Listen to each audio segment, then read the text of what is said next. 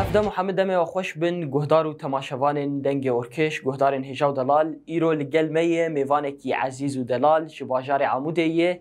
دیروکناس خودی پروژه که یه د پرتوگنی بسادنه و گلوش بوچه وان پرتوگا درباره دیروکا گل خود نویساندیه چه د پرتوگوید هنج بو بهترجی ام درباره گل کرد ناس بکن لگل می مامسته هجا و دلال کوره باجار عموده مامسته یوسف خالدی تبخیر هاتی باجار خود تبخیر هاتی رادیویا اورکش گلک سپاس از پرکیف خوشم بشداریام برنامه یاوده لباجار عموده جیگ از لجدایک بومه و تید مزن بومه خوندنا خاله کریه حتی بکالوریا خلاص کریه حتی که اون زانگاه خلاص کریه ولات کی پر کدا خورتی وهن خلقی وهی دواره چاند و جيد د فكر د موجود تاريخ د سياسته د شهيد مهنه شهيد عمود هنه برخدان كرنه از سر بلندم باجاري خو و بخلق باجاري خو از قالك كيف خوشم غيرو از باجاري خو بله ما مستا امجي بكسايتن وكي وقتا ام سربلندن وام كيف خوشن قلت كيف خوش بهم بيتر كيف خوشن بهاتناته شخوا حبكي درفجي طنق بو تهات لداويت جيا ما مستا دسبكي تنها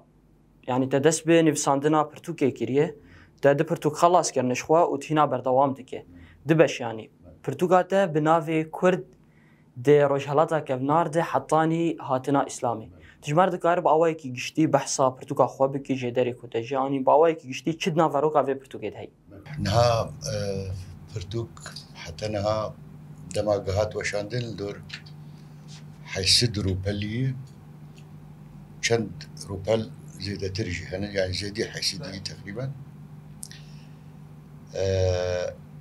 برتوك لسر فرسا كرد ناوی کرد بجکو هاتیه چاوا ناوی کردا لجم عرب ابوی الاکراد اف ملت بری ناوی خوابو آن پشتی ناو لهات وان کرن کرد وک ملت درکت قال لك فرس دهاتن كرن هناك جيبو يعني جيك كرد جيفاكي دناف قال لي منطقي دفري دي جيبو قيمتها وان داخل قال لك قوتن شد سياستي دبي شد آواي دبي دهات قوتن اف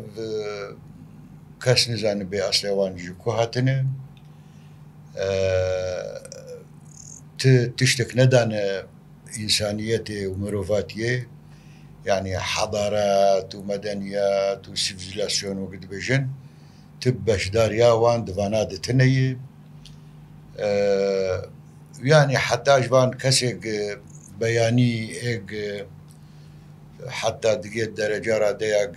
دي منايب كردار بكن تشتكي تشتكي وان كيم بك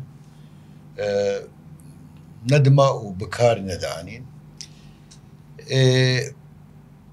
افتشت بو سدم اشترت دسبي بله بو سدم حتى دبو استنجي كسي قد دي سياستي دي خبات دك كسي د هشمندیه د تاریخ دي يعني د ديروكي د فلسفه د سوسيولوجيا وعلم الاجتماع د دماغ تبي تشتكي سر كرداتي بنفسينه تبي بقر مثلا اول ودين تبي بقر فلسفه تبي بقر سوسيولوجيا تبي بقر كسي ناس دار وعلم دار يعني كسي دا عالم وقتی که ناوی کرد دگره ناوی کرد کەسێکی بناوێ کورد جواناتە نابینێ ئەف بخوا پرزگرەکەک مەزنە دوا بوو چارەسەریک ژێر بێدیتن مخابن ڕەوشەنبیرێمە دیرۆک ناسێمە ئەو کەسێک گۆ دوارێ دیرۆکێ دەخەبتین و پرتوک دەرخستن کەتن وان شاشتێگە کەسێک ئەم جوار دەبێژن کۆردۆلۆجی ئانجی مستەشرق ئەو کەسێکت هاتن وارێ کوردی و کوردایەتێ دیرۆکاوان دەنویساندن ئانجی سەر ژیاناوان چا کەڤنار بێ چا مۆدرن و نەبێ دەماگە ئەزێ بێم مەسەلەن لەسەر فەلسەفا غریق ئەزێ بنویسینم بگەری جوان غریقێ خۆزایی طبیعەتێ حتاگە تبگێ دەما یۆنانە حتا تبگێ ئۆروپا هەر کەس و ناوێ فەیلسوفێ خوا سۆسیۆلۆژیە خوا کەسێ نازدارێ خوا دەدێ لێ هەر کەسی حتا کورد بن هەر کەسی وان سپارت خوا و دگۆ یا ما فرسە ئانجی ترکە ئانجی عەرەبێ یا گرنگ وان نەکن کورد ئەرێ ینی هەوڵ دەدا گە نەبن کورد ئەڤی دوو ئالیەوێ هەنە ئالیک ژێ سوجێ کوردایە و زانستێ وانن یا سوجێوانە نەرینێک نەتەوی ینی کەڤن پەرست ینی ئەو کەسێ متعصب و شوفینی مەرۆکار بێژێ کەسێک گشتخوا پێوە و نەتەواخوا پێوە نابینێ و هەر کەسی هەر تشتی دکە ئاخوا دڤر دڤا بوو بەرسیف تیژوان پرسارێتە ببینە ئەف تشت بوو گەهشت دەماگە ئەز دوارێ فەلسەفێ و سۆسیۆلۆجیا دوارێ فکر ئەز خەباتی بکەم لەوان کەسێک ڤیوەری دکارکردنێ دوا بوو تە دیرۆکێ vegere دیرۆک jî siyasete vegere daye ve felsefê ve felsefa û dîrok tin karî şevdû cuda bike ji ber her tiştek û dîroka wê heye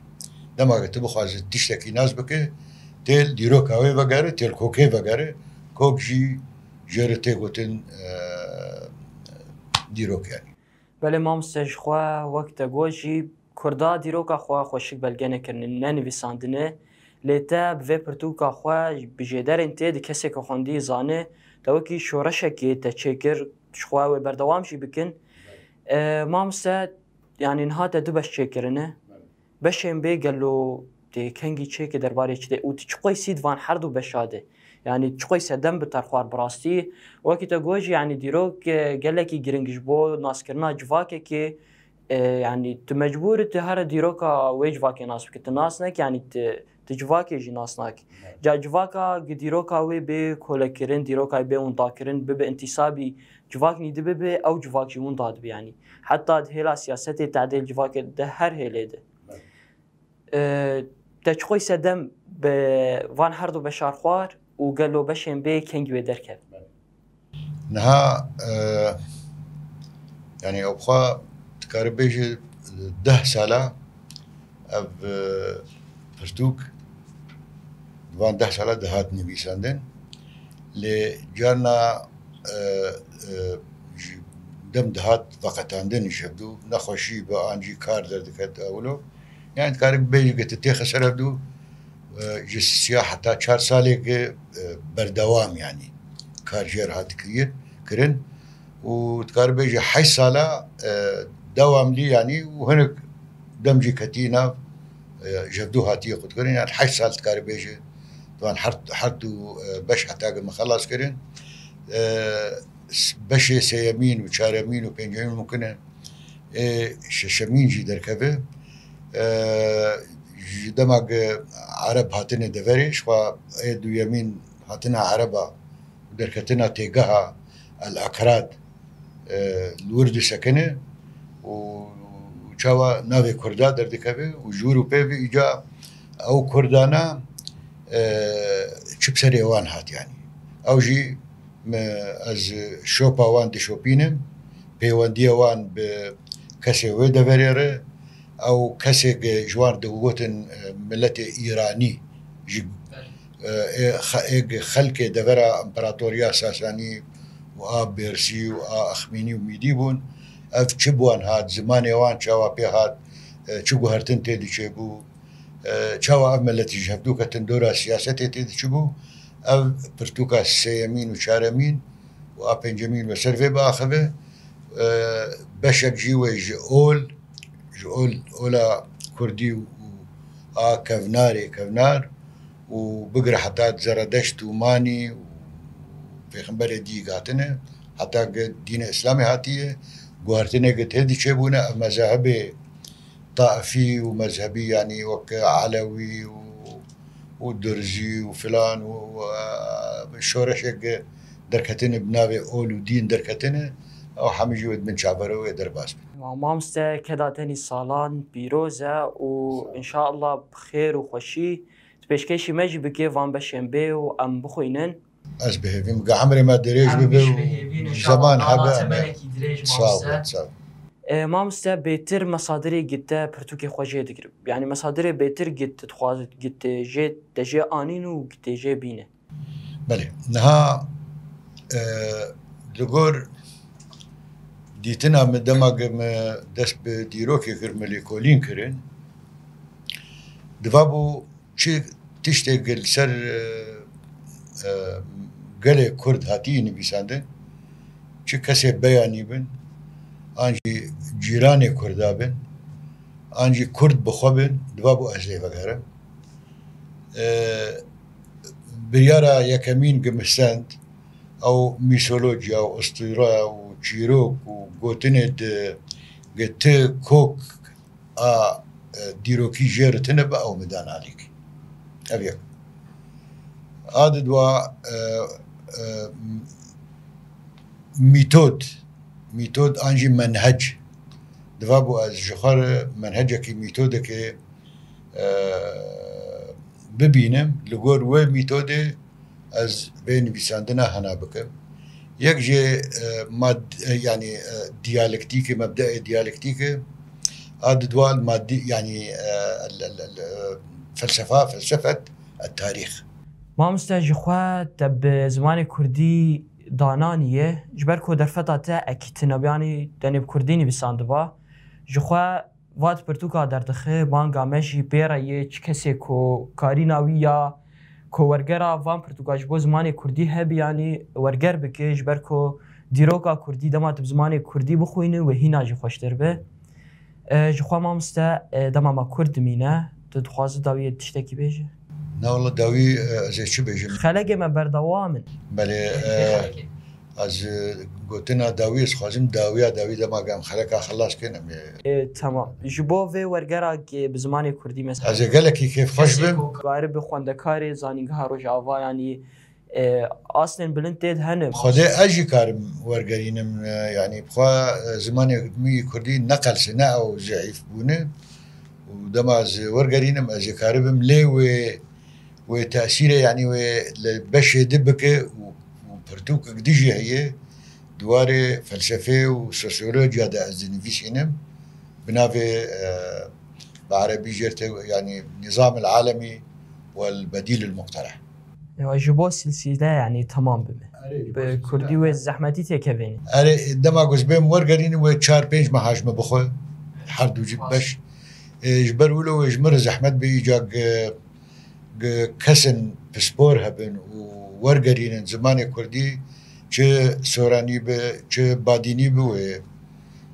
مامۆستا gelo pirtûka tenha çilo me re dikare bi dest bixe herî dawî yekî bixwaze bixwîne wala pirtûk li Ewropa ew kitêbxaneyek heye jê dibêjin bunyan li bajarê Esêne ew pirtûkê digihîne heta mala kesekî bixwaze li Qamişlo da ew weşanxaneya Şilêr li gor elmê me li Dêrikê jî pêde dibe pirtûkxane hene li Qamişlo jî heye li Kobanê jî heye pêde dibin ez ji wana piştrast im li wana li bajarê Hesîçayê û Kurdî jî dibêjin Eynsîça hinek me dibe Eynsîça li wir jî belkî pêde bibe ema li wan hersî bajara heye dema pêş dê wê li Amûdê başarê dî jî çê bibe pirtûkxane li Amûdê hebin û dema jî Şilêr bixwazin age Şilêr jî ji ber wan چاپ کریه اف طرف بخوازی یا و پیدا ببه شخوا مامسم گهشتن داوی آدم خویا وی خلکی چند خلک منی دیجی بتر هنه دسته مشتنا ببراستی گودار هجاو دلال وی درم گهشتن داوی خلک خویا دسپکی به مامسته هجاو دلار مامسته یوسف خالدی حتی خلک آبیل هفیا مبن و بمینند خیر خوشیده